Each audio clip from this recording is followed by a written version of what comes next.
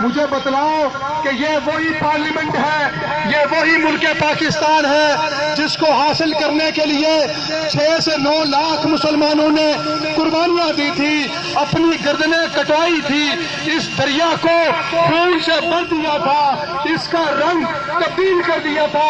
اس ملک کو حاصل کرنے کے لیے میرے دوستوں لوگوں نے اپنی عزتیں نیلام کر دی تھی تاکہ یہ ملک پاکستان ہمیں حاصل ہو، اور اس ملک پاکستان کو حاصل کر کے اس لیے کیا تھا کہ یہاں پر محمد کا نظام ہوگا، خلفائے راشدین کا نظام ہوگا۔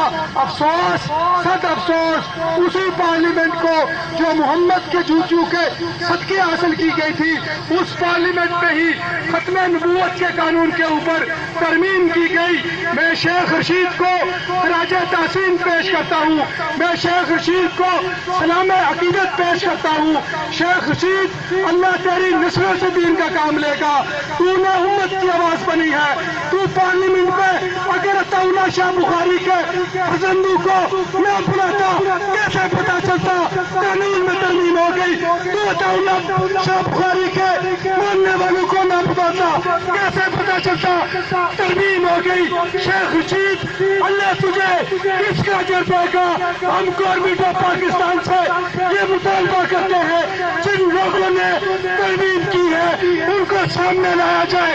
ترمیم کس کے کہنے پہ ہوئی ہے؟ کس کے کہنے پہ ختم نبوت کا قانون ہلایا گیا ہے؟ اس کو سامنے